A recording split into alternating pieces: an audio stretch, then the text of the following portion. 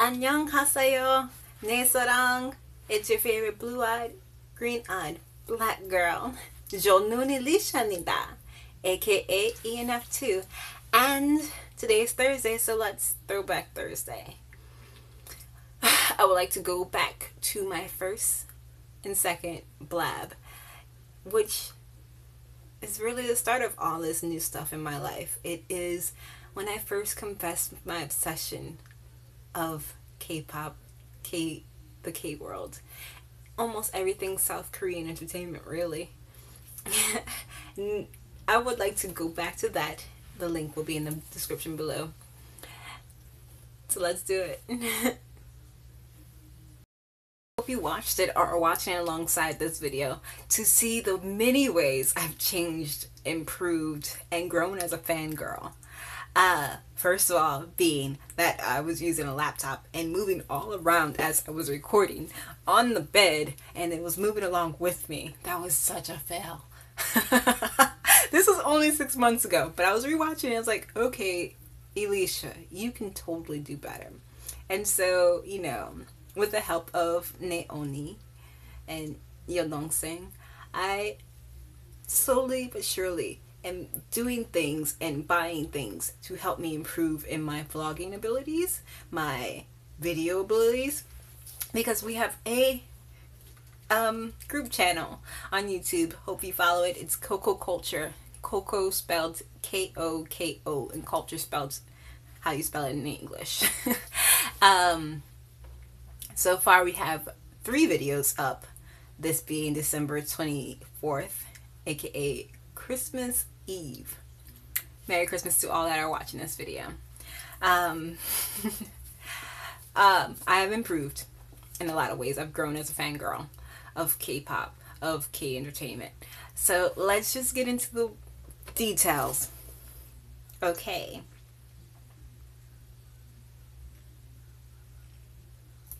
Like I said, it's been 6 months since I posted that, and I want to show how much I've grown since. The first thing is I speculated on a factor to my obsession. I tried to explain my obsession as in saying that they cater to people my age, being a college student age bracket. I'm 23 at this moment.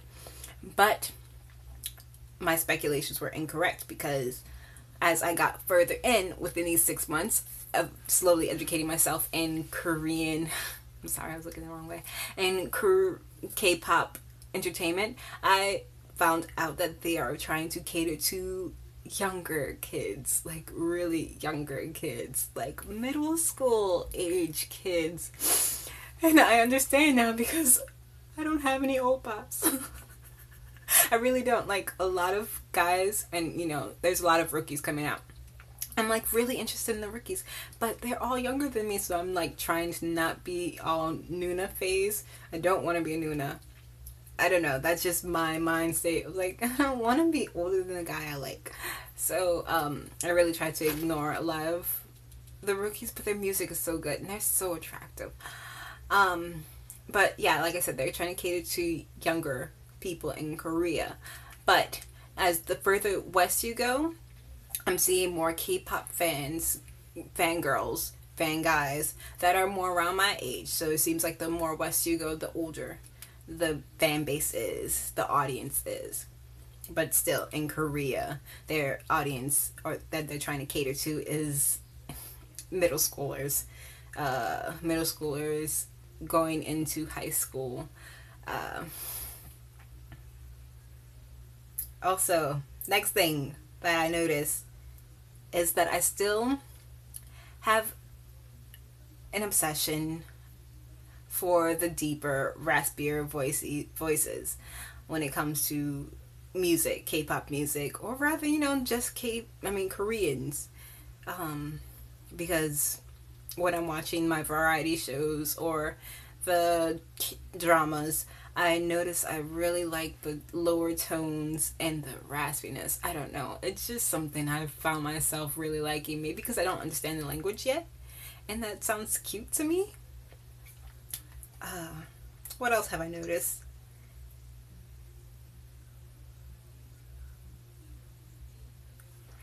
that, okay, and in the video, the Blab, I get excited and show you guys because I was only like really a month into K-pop, and I had just finished 3 K-dramas. I say that I can name all of Big Bang, like that's a real challenge. It's not. They all look different. They all, you know, personify different. And when I got in to K-pop and Big Bang, they had singles and solos out, so I mean it's not like you can really mix up those guys, but I'm proud to say that I can still name all 5 members. But bear with me because I don't want to get in trouble with a certain member that I can't remember his last name. I can do their stage names, I can do their real names, except for one where I can't remember his last name, and I didn't want to look it up because I still wanted to challenge myself to remembering it, and I still cannot remember it. I have no bias in Big Bang also, which is shocking because I thought it would be T.O.P, which is 1 member, and there's G-Dragon, then there's Taeyoung, then there's Seungri, and Daesung. All 5 members, yay! G-Dragons is G-Dragon's stage name, so G-Dragon Kwang Ji-young. Top is, in the video you can see me say Choi, or something like that, because I didn't understand Korean and I didn't know how to pronounce his last name at the time. I'm slowly getting into it, and I think it's Che. Please correct me if I'm wrong. So it's Che Sung-hyung, Kwang Ji-young, YoungBae.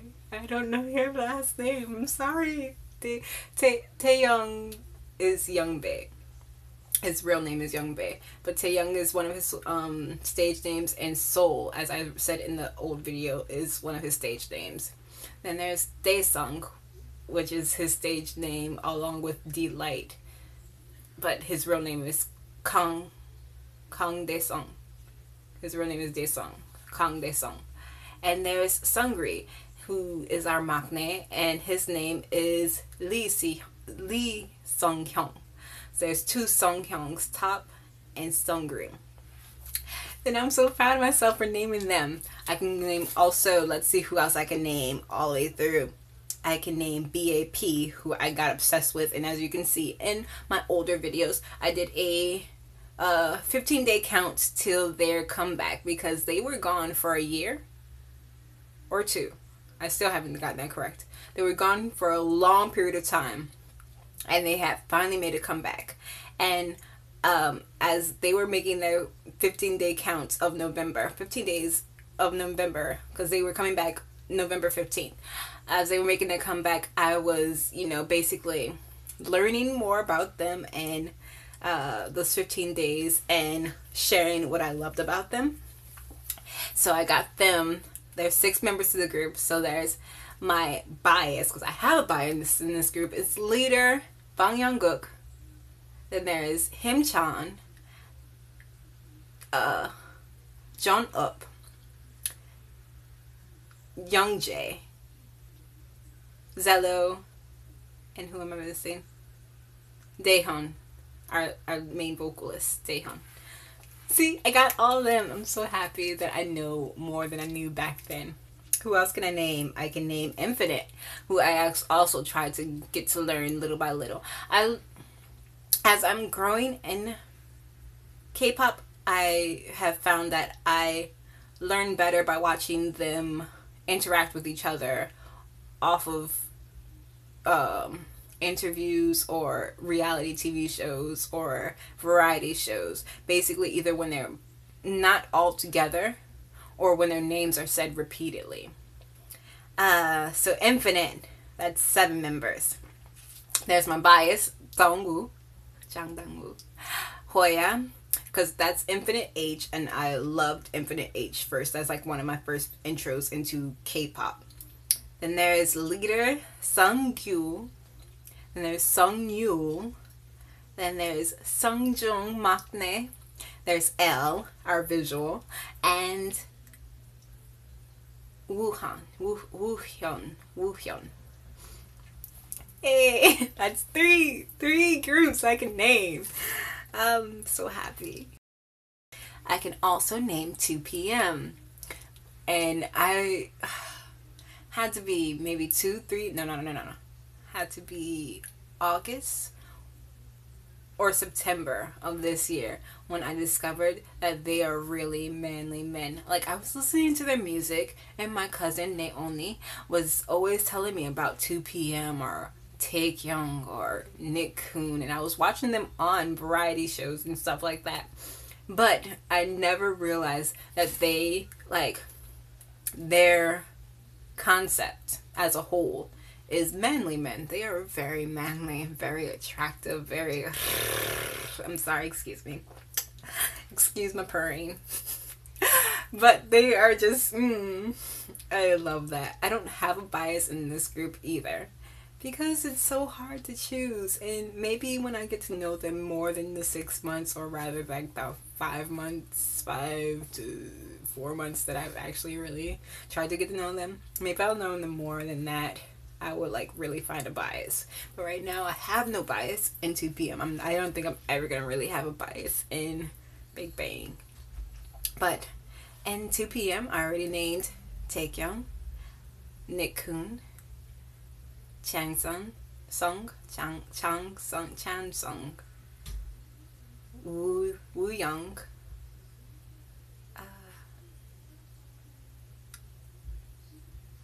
Jun K, and Jun Ho. Jun K, he's like the closest thing I have to a bias, really. Min Jun or Jun Soo. He has so many different names. I don't know if any of the other ones went through as many names as he has or he does. But I really follow him on Instagram, and I just like, look at him looking all cute and adorable and stuff. Also Dongwoo I go crazy over whenever I see him post on Instagram as well. That's it for every group that I can name at the moment. I still haven't, although I really want to, but there's such a challenge. And I'm so lazy. EXO. I know Kai and I know Dio. Does that count for something? I love them as a whole. I love their music. I love, the activities. I love their brotherhood that they still have, even though they have lost some members. I love how strong they are, even though they lost some members. I love that they made a comeback, A Song for You. I believe that's the name of it. Or I Sing for You. A Song for You. I believe that's the name of it. They have come back. They're strong. They're cute. They're adorable. They're sexy when they want to be. I only know for sure, and I can name and what their faces is my bias, Kai, and my number 2, Dio. His adorable self. His adorable plushy self.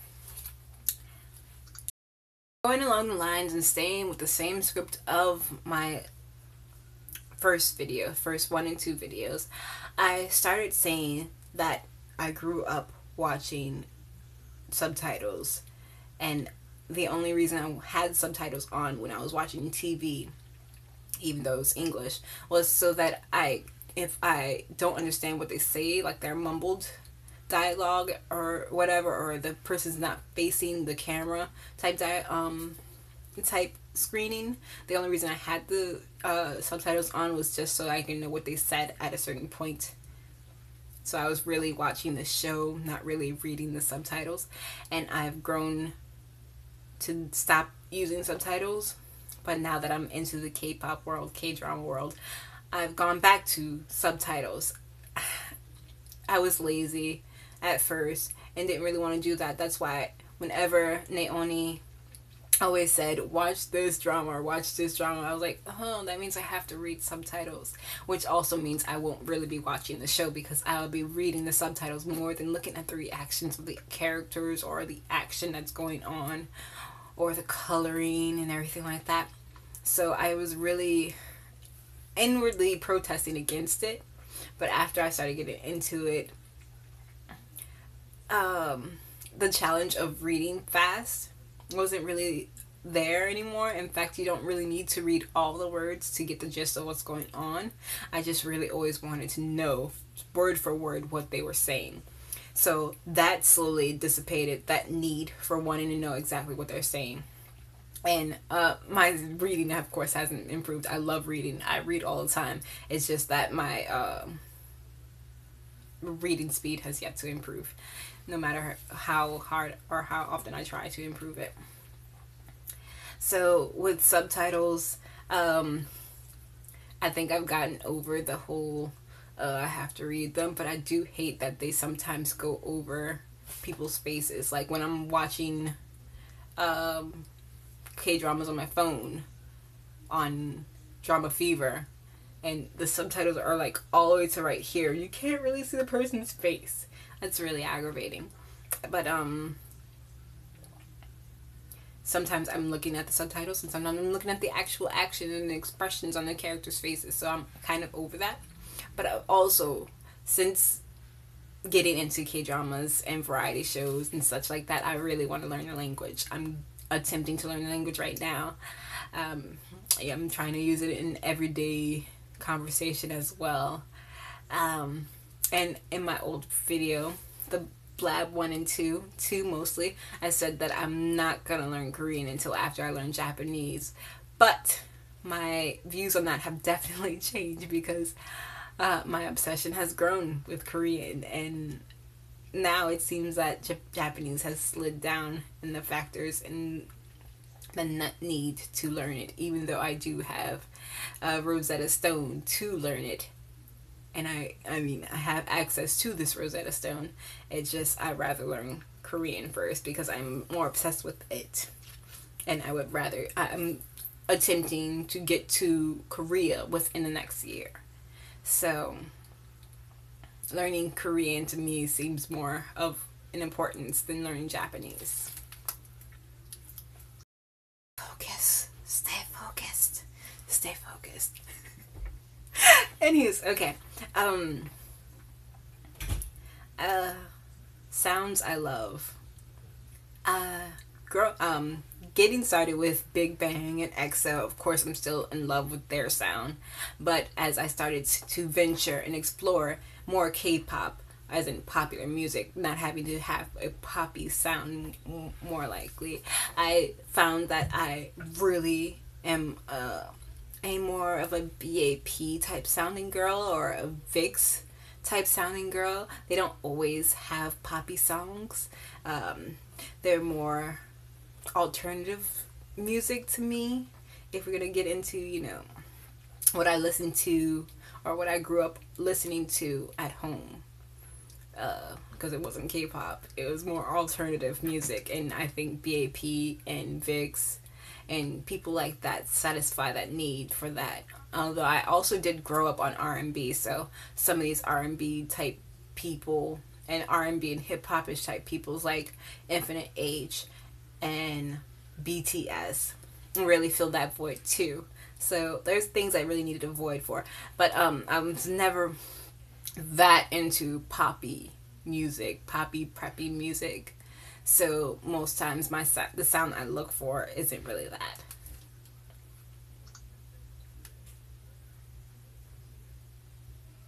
Still to this day, the only variety show that I follow is Running Man.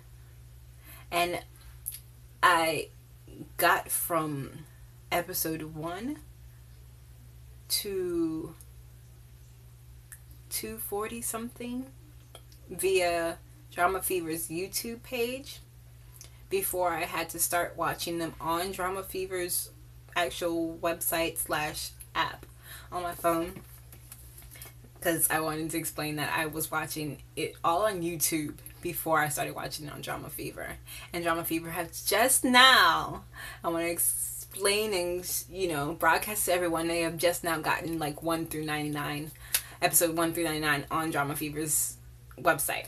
So if you are interested in seeing their beginnings, please go check that out. I loved their beginnings, which means and makes it more believable that I can actually make Running Man happen in America if I actually put more steps towards it. Me starting this back on my videos and doing a group video YouTube channel, means I'm putting more steps towards getting myself known on YouTube and getting people to get more interested in doing these Korean things. So if you're interested, or if you have any ideas to help build this American Running Man adventure, please leave a comment down below or message me on all of my many social medias. I am I'm looking for that. A moment of silence for the fact that I could have been into the K-World. I could have been a K-pop fangirl. I could have way been into variety shows and dramas. Moment of silence, please.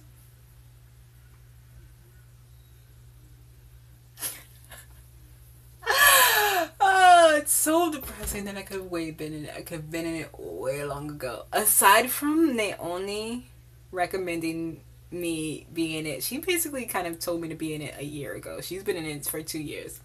But I really, if I wasn't so lazy, my obsession started with Rain Oppa. So embarrassing. Ninja Assassin. Okay, let's not be racist, but let's be a little bit racist. I've been obsessed with Asian guys. I've been attracted to them forever.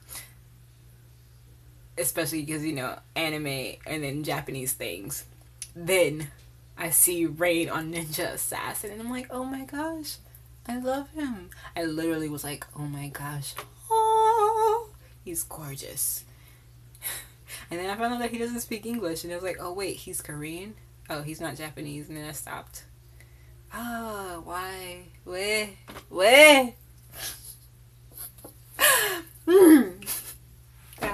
So I could have way been obsessed with, I could have been in this thing for at least 5-6 years. That's when the Ninja Assassin came out. But I was lazy. And I was, you know, venturing towards Japanese stuff. So I just ignored it. Fail. Seriously, you don't understand.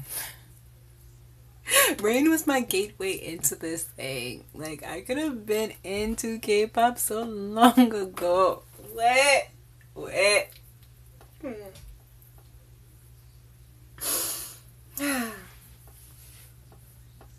Okay, back to the script. I say that I really got influenced to getting more into K-pop because of, you know, subgroups like Infinite H. And, you know, then there's those subgroups like EXO-M, which is like no longer in existence. And who else has subgroups?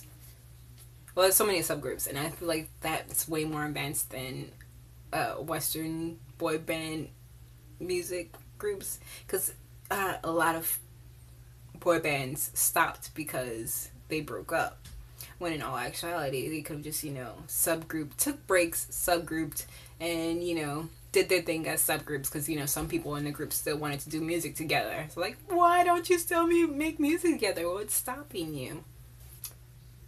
No one in America has actually done subgroups, that's why.